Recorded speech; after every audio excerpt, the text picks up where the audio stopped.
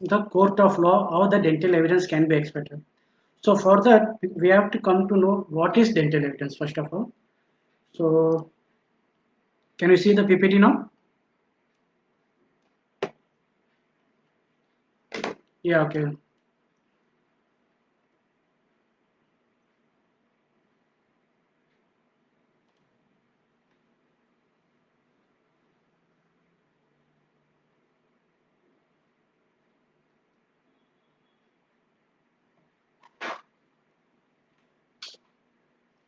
Yeah, Facebook Live is connected, Mr. Sagar. Okay. So,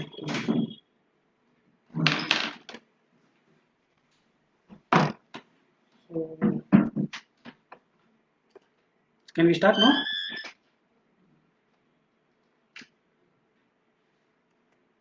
So, Gene Explore is mainly working on the molecular genetics. So, we have a NABL accredited lab. It's in located in Ahmedabad, Gujarat. So, to our topic insight into dental evidence as an expert witness today. So, before going, so our objective is to how to identify the dental evidence, how to collect it, preserve it, and document it. So that will be our main objective, and how we will produce in the court of law. So before going to the dental evidence, what is evidence? Evidence is broadly constructed is anything presented in support of an assertions. So it may be a strong or a weak evidence, but it provides a direct proof or the truth of an assertions. So evidence, when it comes to the evidence, there are many types of evidence, around more than 20, 21 types of evidence.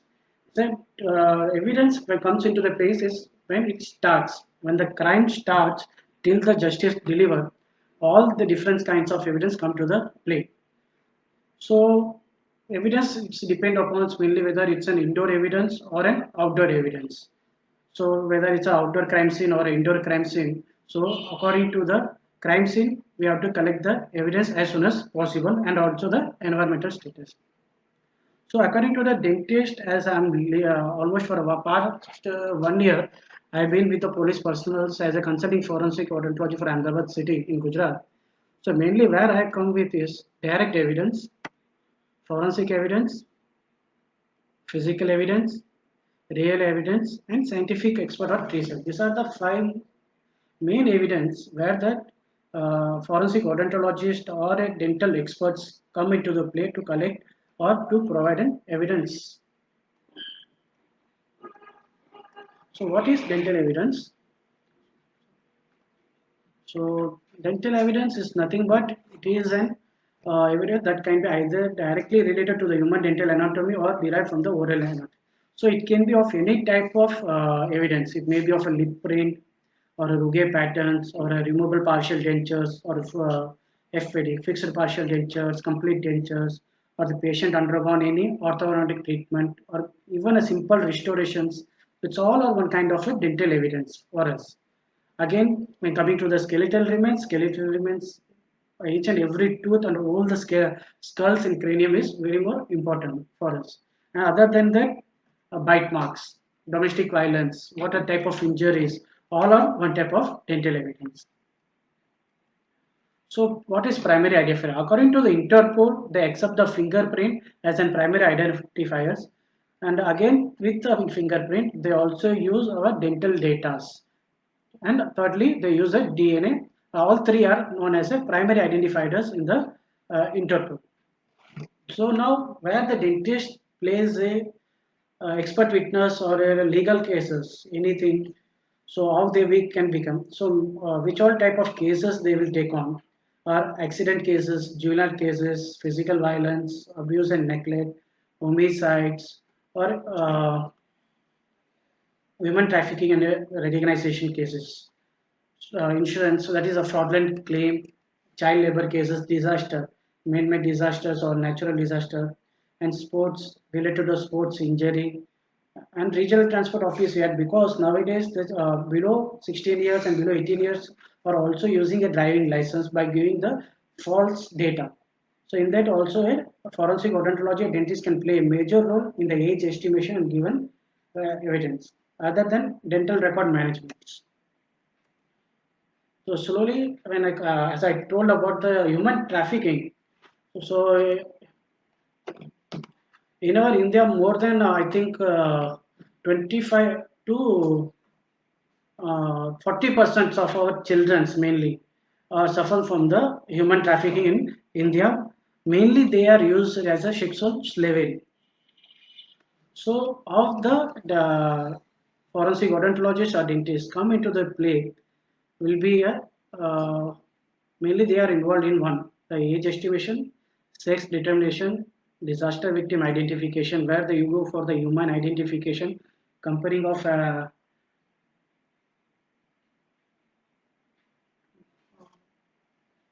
so disaster victim identifications, comparative human identification.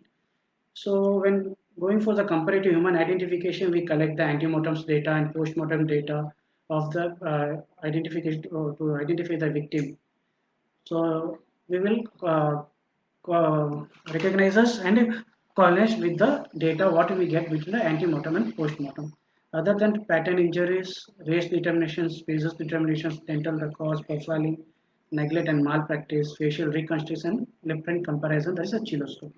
So one by one we will go of the age estimates placed as an dental evidence. So broadly when we come to the age estimation, there are four different methods of age estimations that are visual, radiographic, chemical, and histological. So going to the usual or morphological methods, mainly we see the tooths. The amount of tooth are treated, whether it be to the level of dentine. So we see according to the level of attrition, we give like the molar stage 1, stage 2, and stage 3, and in a certain formula feed up and give the age according to attrition. But this method is contraindicated to the bruxism like patients who are regularly having a bite chewing habits or tobacco chewers because they develop the more attritions. So these methods can be used in the tobacco chewers and bruxism like of patients. Other than morphologically, naturally we have two dentition, deciduous and permanent pattern dentition. Each and every tooth has an eruption and shedding stage. So when we come to the deciduous, the eruption starts from the 8 to 12 months for central incisors where the shedding. So not only the eruption, even with the shedding also, we can go for the age estimation of an individual. So these are the certain time period for each tooth from central incisor, lateral incisor, canine, first molar, second molar. The eruption starts in the shedding. So there are different time period in the years. As of for the permanent also, it is having the time to eruption it start from the 7 to 8 years, whereas third molars is 17 to 21 years. So by the eruption of the state, so we can give a age estimation. So radiological method, we use orthopantomogram, intraoral periapical radiograph or CBCT to find out the radiological method of age estimation. It is also depend upon the eruption patterns radiologically we see or we see the pulp chamber size and pulp tooth ratio types to find out the age estimations. So these are the few methods I have been shown in the PPT. That is Nula's method, Divergence method, Williams method, coronal pulp cavity, CPCI index, Qual method, Scotch and Maslow's method, Morris. So these are all methods which we can use for the radiologically to find out the age estimations. So moving on the chemical method, there is amino acid racemizations. So as the age goes, there is a spontaneous conversion of L-aspartic acid to another D-aspartic acid. As the age grow up, we grow up.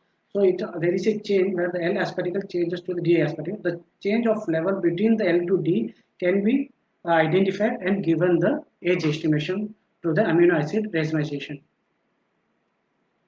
So coming to histological method where we use the incremental line of cementum or neonatal lines where we count the neonatal lines to find out the age of the fetus. So again root translucency method it's an Bang and Ram method. So where we go for the sectioning of the tooth, it may be of a single rooted tooth or a double rooted tooth where we go for the section till 25 mm and we use conventional caliper methods or digital methods to see the translucency. So you can see the transparency of the root here.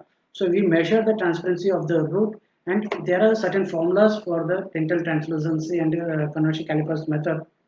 So when we feed up into that formula, we get a certain age group. But the age varies from plus or minus 6 to 7 years. So we go for the another is a sex determinations.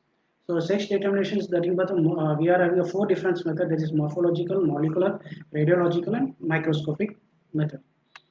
So morphologically, when we go for the mandibular canine index, and where the canine index are taken, and using the vernier caliper, we measure it and we find the say sexual group, whether it's a male or female. So when come to the say determination from the root length and crown diameter, when the extracted roots we are having, so in the disease body, we can use the root length and the crown length measurement to find out the sexual determinations. So in case when we get skeletal remains, so to identify the sex determinations, there are a certain criteria for identifying between the male and females. So when you go for the male and female, uh, so we see the supraorbital ridge and also the orbit side, and also we see the mandible.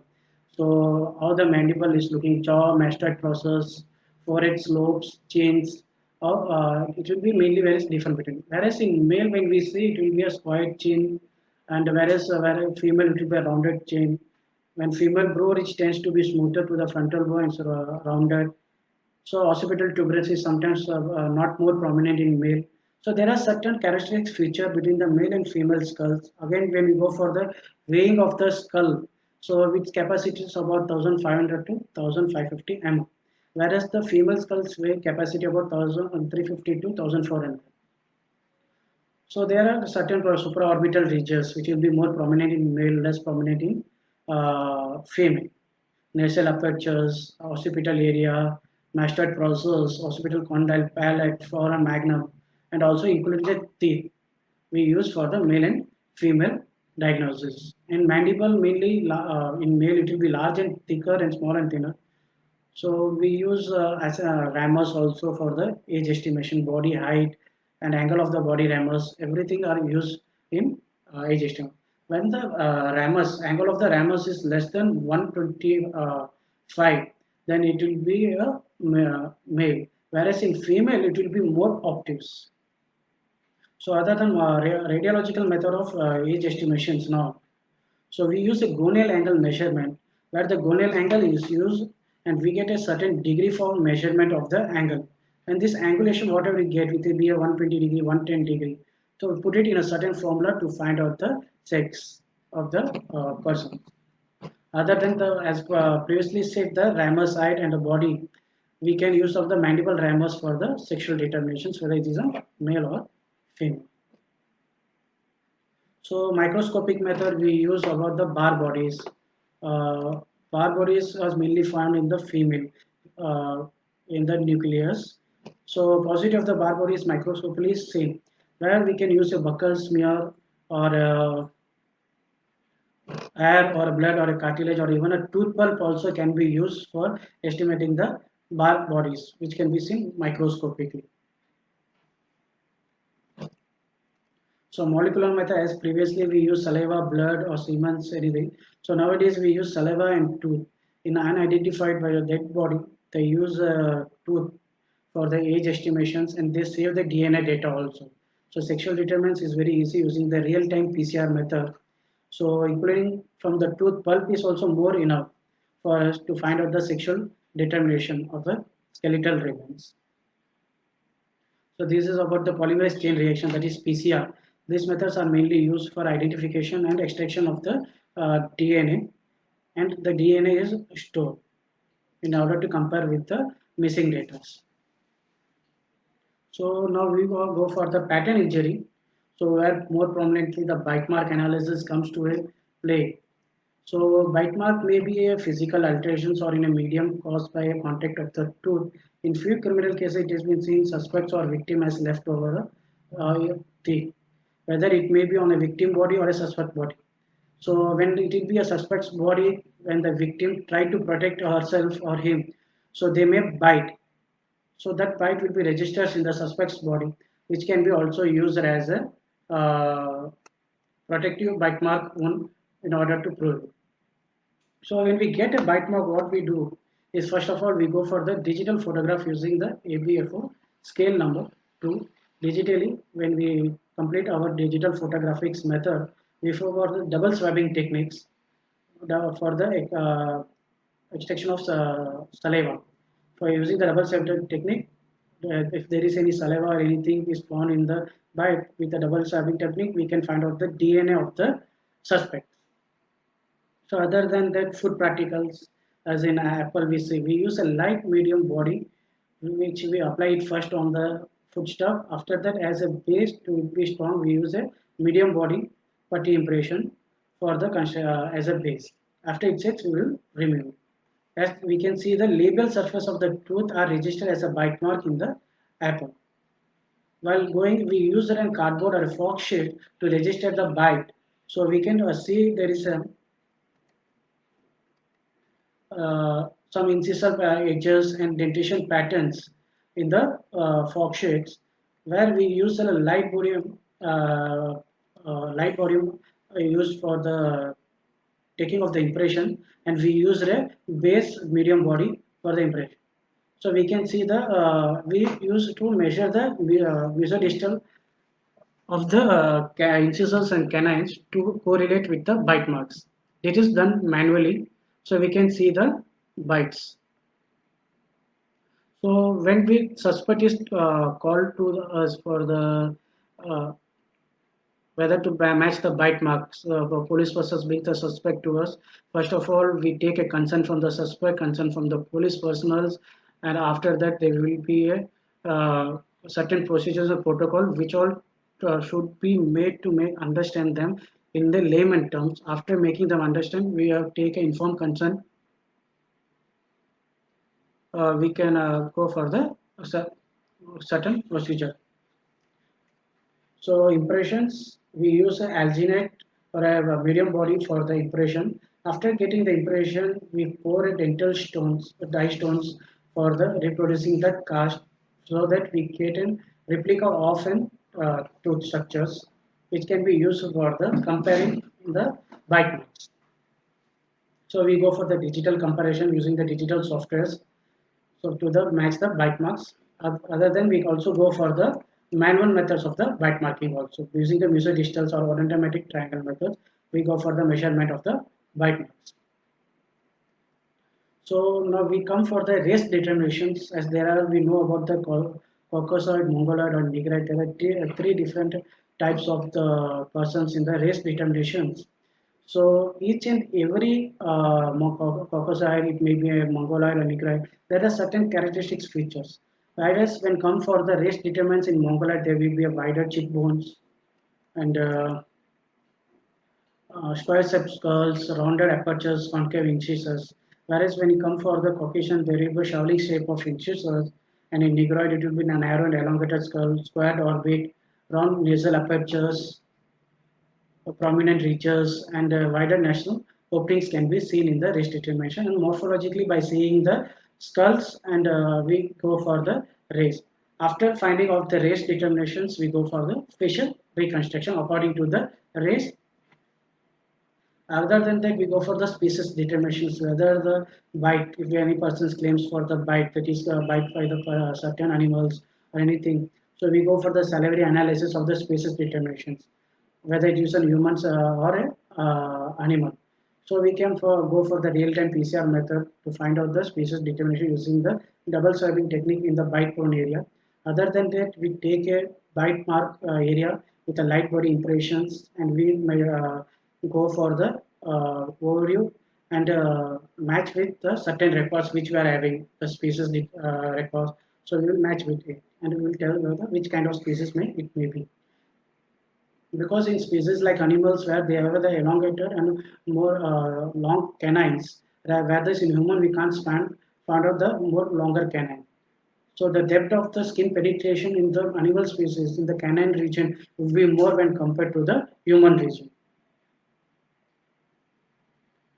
So Ruge pattern, now we are coming for the Ruge pattern, it is as unique as the fingerprint. So every Ruge patterns and every person's will varies. So we go for certain Ruge as a certain particular characteristic features like divergence, convergence, curve, wavy. So we can see the divergent, converse, wavy, and different kinds of patterns. According to this pattern, we go for the graphical method of representation or uh, digital method of reconstruction of the Ruge pattern to match to compare with the Ruge pattern, antemortem report and postmortem report to identify whether it's matching with them or not. So chiloscopy is nothing but is a lip print where the it is having a vertical patterns or partial vertical branch patterns, intersectional pattern, reticular pattern. So lip print also has a different pattern as in fingerprint we have a loops or ridges, different kinds of ridges which doesn't match with any of the persons and it is as unique. So lip print are also as unique as fingerprint. So now we come to the dental records. So dental records means the nowadays our dentist doesn't take a dental records. I'm not talking about all the dentists. Certain dentists doesn't collect fully a dental records, which we are lacking in our India. So due to lack of dental records, we are lacking in the human identifications also. So where one of the things is denture marking. If we get an a denture, complete denture in the unknown bodies, if there is a denture marking, so it will be one good type of recognition for human identification in dental records. Other than that, orthodontic treatments like dental braces or restored tooth, or we go for the implants, we go for the crown. It may be a gold or stainless steel or a porcelain fused metals crowns, anything. So this all are one type of a dental witness only.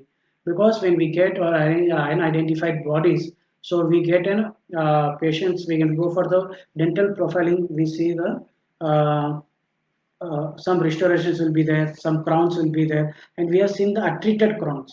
So untreated stainless steel crown can we can probably give that this crown will be ranging from 6 to 7 years or 8 years or 4 years according to attrition of the metals. So where you are working more on the research on the attrition of the metal of the FPD and RPD. According to attrition of the RPD and FPD, we can also tell that how many years back they can have been taken the treatment, where we can go for easily collection of the data, dental data. Other than that, there are peculiar anomalies like spacing, diastema, enamel aplasia, supernumerity, infecta, scroll. These are one of the. This will be not present to everyone. So these are peculiar characteristics and which are used for the human identification. And these characteristics also can be seen in the if a suspect is having any of these anomalies. So it will be very easy when seeing the dentition pattern other than cusp of Karabali, which was mainly seen on our study one, where the Gujaratis populations we have seen the more number of cusp of Karabalis. So talons, cusp, peg lateral, it all one peculiar character features in the human identifications. So orophacial injuries that are nothing but the sports related injury. So sports related injuries mainly it up the we can see in the boxing or we can go contact type of sports like it we can go contact type of sorry contact type of does a boxing or any judo or they go for a karate. These are the contact type of some of the sports which directly comes in contact, and there the orofacial injuries can occur where there can be a fracture of tooth or a root tooth crown luxation or avulsion, interfacial fractures, abrasion. This can be seen in the orofacial injuries where the forensic odontology can come into play because we have a certain grievous injury uh, act in the IPC. So under that they can be booked. Other than the sports injury, if a person is having orofacial injury due to the some road traffic accidents or they have been between any fight between the two, have punched in their faces and there is a fracture of a tooth, then it comes under grievous or according to the grievous section, they can file a case to on him or her. So these are some of the document injuries I've seen here. Other than that, there are many type of facial injuries which can be seen when it comes in the like football players when they start kicking, martial arts, bicycle riders, soccer's, wrestlings, skateboarders. So these are the mainly uh, for orificial injury. Other than that, if there is occur any death or anything, so we can collect for the sports person like boxers or a martial arts. They use a mouth guard which is specially designed for the dentitions where the mouth guards can be used as an antemortem report for the identification of the victim. So these are regularly they should be diagnosis and some of the sports injury under the mouth guard under professionals guidance.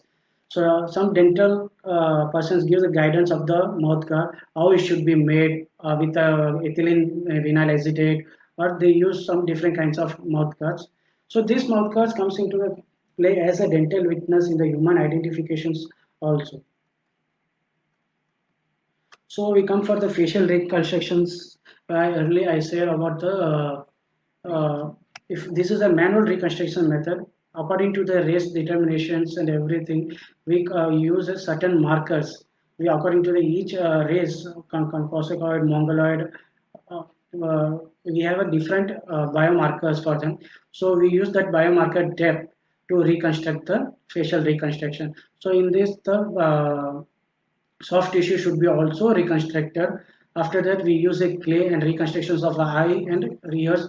Everything can be reconstructed individually. So obtaining the skull and using the depth tissue markers and muscle to the average depth of the rays, we use the clay to develop it. And then after we add a skin, nose and ears to the skeletal, which has came for the facial reconstruction. So this is a digital method of reconstruction where we use the digital softwares for the reconstructions of the victim. So it is a nowadays there are available 2D and 3D methods of reconstruction. So automatically when we open up the softwares, we according to it select the race and gender. So it will automatically go and attach to the all the depth markers, and we can slowly build up the soft tissues, and we can reconstruct the facial by the digital reconstruction method. So again, coming for the identification of victim. So when it will be a disaster or crime or any kind disaster. So it may be of a natural disaster or a man-made disasters, anything. So coming as a tsunami, flood or earthquake. Where we mainly in earthquake we need a human identification more. Where the odontologists can come into a play other than the accidental disaster, which is a man-made disaster. Flight accident has happened in the Nepal or train accidents or any road traffic accidents where your body is charred beyond recognition in road traffic accidents. So if there is a problem in recognition of the body when it gets charred, then we can, according to the oral structures and dental antemortem data, we can go for the comparative human identifications for them. So these are actually in the World Trade Center, they use the antemortem dental data to recover the human identifications in 2001 itself. So how the forensic odontology or a dentist comes into the play in a disaster victim identity? They go to the disaster zone, they go for search and recovery of the all the dental evidence, whatever possible. As previously I said about the removable partial denture, fixed partial dentures, or any braces or any crown, anything related to the dental treatments, whichever we are giving. If any presence in the field, they go for search and recover it, and they bring to the again the body will be found to the post-mortem examination. The detailed post-mortem will be done along with the dental profiling and dental autopsies. So after completing the post-mortem exam, there will be a team of the antemortem data collection. The persons who are in post-mortem examination will not go for the antemortem. There will be another different team in antemortem data collection. They will go to as soon as they receive the details of the uh, uh, as soon as they receive the details of the victims for the identification, they call up their relatives and they ask about some of the dental treatment has done. They ask out for the detail of the doctors where they had gone for the dental treatments, and they go there directly or using some legal personals. They go and collect the data from the doctor, and they collect the antemortem data. So we have two types of form, that is yellow and pink form. Yellow form is for the antemortem data, pink form is for post-mortem examinations. So after post-mortem examination and antemortem data collection, they recoil it. They will now merge the both the examination data, recoil it, and they see how much percentage of matching is there for the human identification and recoiling. After that, they will go for the debriefing, and they will give further that this post-mortem number, this number case, and this number antemortem data case number is matching it, so we can confirm it from the this person relates so this so and family, and they will hand over the body. So this is how the disaster victim identification team plays a major role in the human identification. So coming to the clinical part of the forensic odontology, or where the dental negligence acts day by day increasing. So where the failure to use the degree of care or considered reasonable under the circumstance resulting in unintentional injury is negligence. So what are the negligence happens when it comes for the extraction? So hospital required infections, lingual nerve damage, infraalveolar nerve damages, sinus perforations, fracture mandible. When it doesn't give a support while extracting the mandibular tooth, any of the molars, then there is a more chances of getting the fracture of the mandible. TMJ injuries, and extraction of the wrong tooth. Yes, sometimes from the right quadrant you go and extract to the wrongly tooth, left side. So it is an extraction wrong tooth is in big negligence cases. So other coming to the endodontic procedures, it's an infection record same. So endodontic is more when reusing of the RCT while doing the files or H file using the old files. There is a chances of breaking the instruments in the canal. Otherwise, we can go behind the canal, go for the sinus perforation, nerve damages. These are all the things where you can see in the endodontic procedures, where an implant procedure post-operative infection, because we are opening up complete till the bone area. Unrestorable implants, floating implants, we say sometimes nerve damages, sinus. So implant loss. Sometimes you give more rotations, go behind the area. So it will, we saw that's a floating implant, and implant can be lost. Fracture of jaws. When you go more rotation, there is a chances of fracturing the jaws. When the bone density is less, so then there is a chances of the fracture jaw. So while prosthodontic treatment, while preparing any crown or bridge treatments, what are the fault is the open margins, overhanging restorations, poor occlusions, lack of treatment planning. Because the lack of treatment planning is one of the most important thing in the treatment done in the dental clinics or dental hospitals. The treatment planning, the procedure you follow should be accurate so that we have the correct procedure and we have complete treatment. So periodontal disease where we fail is about the diagnosis of the periodontal problem, X-ray and probing, mainly the depth of the probing where we can't see. So periodontal probing are rarely recorded, I think so. Other than that, we come for the orthodontics. So when we give for the turns and we want to fill the space so quickly, so there is chances of the root resorptions, increased mobility of the teeth, and ultimate their loss and TMJ injury. These are some of the things where see dental anesthesia complication, patient fatalities, allergic reactions, adverse drug reactions. So example is a test dose where we fail to give a test dose while during the before the extraction or any of the RCT procedures, any of procedure when giving the local anesthesia to the patient, a test dose can be given subcutaneously, and we should wait and see any allergic reaction is there or not, because this is a rare case, but we have seen certain two to three cases of anaphylactic shock. But luckily, there is no loss of and there is no loss to any patients. Just she went under the Simcoe and immediately she was transferred to the nearby hospital, and a first aid was given to the patient. So please take care while giving the test dose and also giving the local anesthesia. So dental injection, what mainly we do? Damage to the lingual nerves, damage to the infraalveolar nerve. So while giving injection, while during the mandibular extraction, what we do, we have to hit the bone and withdraw the needle and re-inject it. While hitting the bone, we doesn't get a bone. What we do is we move it in the right or left side. So due to this, there will be a certain little amount of tear inside the muscles when you are very eating. So this causes the hit. Other than that, also we have seen the case the wrongly extracted tooth.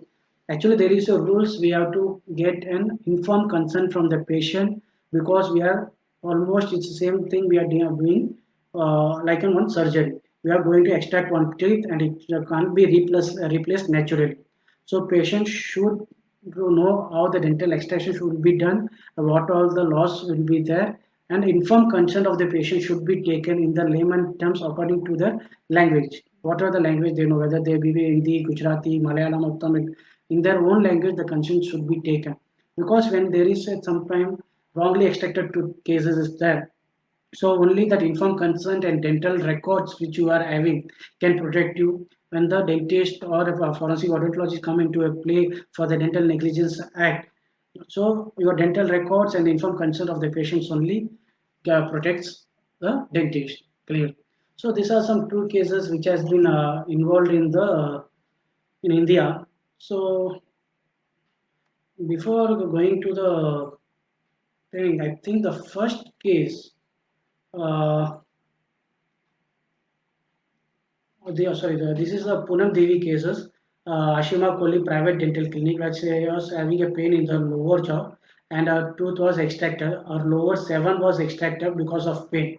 But after the extraction of the tooth, the pain was not relieved. She went for the government dental college and they noticed it was the sixth tooth, not the seventh tooth. And when the Punam Devi went back to the Ashima Kohli, she refused to take up the case and she filed the case in the consumer forum. And according to a medical report, the case was transferred referred to the postgraduate Institute of Medical Science, and the investigation was done, and the case was given in favor to the patient, where the patient got a compensation of 57,200. So below I have given the link. So this link we can go and you can take over. Not only these cases, there are many other cases which you can go and see the which kind of cases have been recorded and how much the compensation has been given to the patient from the doctors or hospital sides. And this is not the first case, and the first document case was forensic odontology was in 49 AD. It was Agrippa who asked her wife Lolia to kill. So our soldiers killed her wife and brought her head to the king. And king, after seeing the head, he with the peculiar features of the dentition, he found out it was a wife. So in 49 AD itself, the first case was registered. So first case in India when it was registered was in 1191. 1191. It's almost many years ago. Mr. Raja Jayachandran Rathod of Kanuj died in the battlefield and his body was not recognized by his false anterior teeth. And this was the first probable case of identification using the dentition from India. Was done using the dentist. So other than that, this is a disfigurement of the tooth. Indeed, the RCT was performed for the patient. Uh, After the RCT was done, the tooth preparation was done for the patient. After consulting the tooth preparation, the tooth structure was damaged permanently and it caused a lot of discomfort to the patient. Again, beyond the requirement, whatever the requirement they needed, beyond the requirement, the tooth preparation was done, where the patient was informed that now they can't go for the a fixed crown, so she has to go for the extraction of the tooth. And she went to the other doctor considered in the government dental college Hyderabad, and she under consumer court she filed a case, and state commission has asked her to pay rupees 5 lakhs to the patient for the disfigurement of her tooth, and also directed hospital to pay rupees 10,000 towards the cost of complaint which she had for the appeal. So around 5 lakh compensation was paid due to one disfigurement of the tooth after the RCT procedure was completed because the tooth prepared was done beyond the requirements. So it's a complete disfigurement of the tooth which cannot be done again naturally. So the case was successfully won by the Miss Anita. So this is what the detachment of needle from syringe. So mainly this type of cases we have seen in the performing the RCT, not using the rubber band. while we use a saline or a sodium hypochlorite for the disinfectant of the canal, when you give the pressure to the syringe slip out through the throat and it can be further cause any damage to the throat or it can slip down to the stomach. So while irrigating the socket, the needle detached and it went to the slipped in throat and got in down to the stomach. Hence, the operation was needed to remove the needle, and the court tells that the dentist was did not properly set the needle in the syringe and getting discharged from the syringe. Such act is considered as a negligible act, and she has got a compensation of 1,03,200 rupees. So while performing one RCT detach of the needle, so if you had done use the rubber dam, so mainly luckily the doctor will well escape.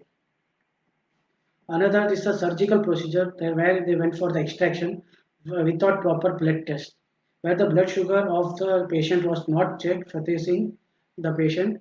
He informed the doctor about his diabetic, but patient told his sugar level was normal. But dentist, because the oral consent was given by the patient here that his sugar level is normal, another he doesn't have a written consent or anything, so he can't escape in that. So dentist performed the treatment without getting the blood report level, and the operated area developed the pus to the high sugar level, which infected the patient's throat, which required the surgery cost of about rupees 70,000. So, not in consumer dispute referral, Dr. Vanit Kumar was negligent for not getting the sugar blood level patient checked despite having informed by him that he was non-diabetic. So, it is a duty of a doctor to check the blood sugar level before performing any kind of procedure, dental procedures. So, it is also one type of a negligent act. So another case where it was a Nirbhaya case, it happened in the 2012.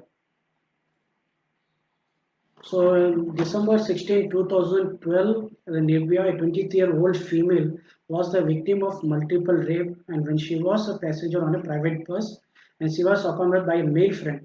Then there was a suspect of 6 men who found guilty, and including one juvenile person was found guilty. Then there was a numerous bite mark on the private body of the victim, the 23-year-old female. So they called upon the one forensic odontology to compare the bite mark in the Nirbhaya cases from the Dharwad College, Dr. Ashit P. Acharya. So he recognized the two of the bite mark was matching with the suspect's bite mark. With the aid of computer software and calculator, he gave that identical with the two suspects, and it was approved in the court. So this was the first time the bite mark in 2012 the gang rape, where the bite mark was approved and came to the trial into the court, where all one was committed, one person committed suicide, and one was juvenile who was given a 3 in prison, and remaining was given faced the death penalty. So this was the case which took hilarious in the Delhi. So other than case we go, there were many cases we can see of Adolf Hitler cases and the Saddam's son cases where the two sons were killed by the US military in July 22, 2003. So the three adults were exchanged of the fire of the 4 to 6 hours where the body was completely, bizarre attacks of the completely body was badly diseased. There was no evidence to find out. So where the forensic identification, forensic evidence came to the role, and with the dental record of the Saddam's both the son, they found the positive identification in matching. So there are so many cases like this. So from starting from the human identification, it will be criminal cases or a civil cases as of I say told you about the RCT disfigurement of the tooth, wrongly extracted tooth, not checking. There are negligent case comes under the civil act or criminal act or under these all various kind of case where the bite marks and other dental evidence majorly comes to the role. So previously, as I was saying, these are some of the evidence which you have to collect, we have to preserve, and we have to submit in the court of law as a evidence. So this is how the dental evidence plays a major role in the victim identifications and also a human identification and also in a court of law uh, to support the evidence. As I've said about the forensic evidence or scientific evidence or direct evidence, so dental evidence can come under any kind of evidence, and we can uh, prove that this dental evidence can be used in the criminal or civil case investigations. Thank you.